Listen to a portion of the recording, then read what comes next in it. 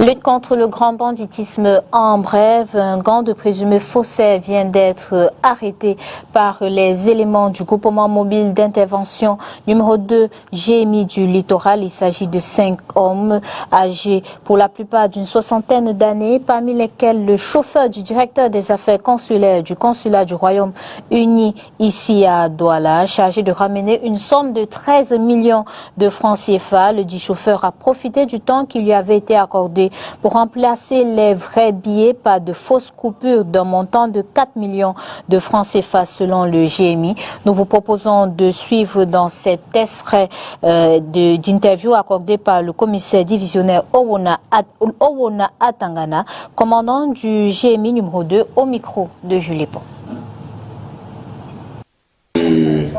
Directeur des affaires consulaires au consulat du Royaume-Uni à Douala, dans la prison, a chargé son chauffeur de récupérer la somme de 13 700 000 francs CFA et de la lui porter à son domicile à Makepe parce qu'il avait des opérations à faire le lendemain sur Yaoundé.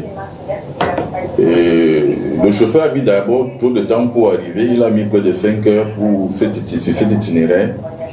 C'est rendu à Yaoundé que le directeur des affaires consulaires se rend compte qu'au moment de l'achat des billets d'avion pour le compte du consulat, qu'il y avait des fausses coupures à hauteur de 1 200 000. Il saisira le consul.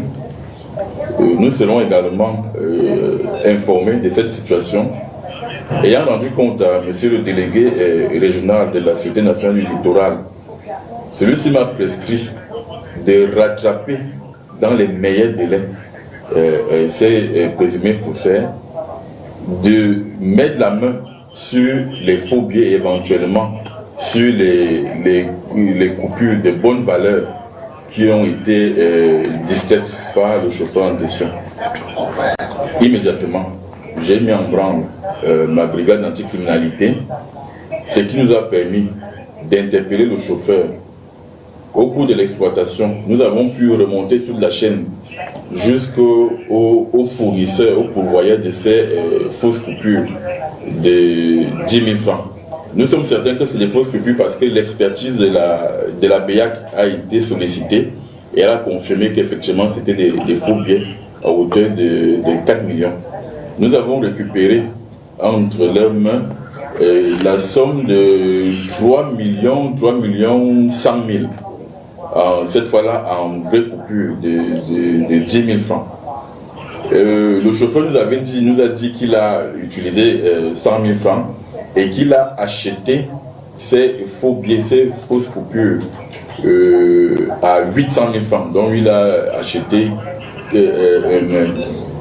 4 millions de faux billets à 800 000 francs CFA. Nous avons restitué aux représentants du consulat du Royaume-Uni la somme de 3 100 000 francs.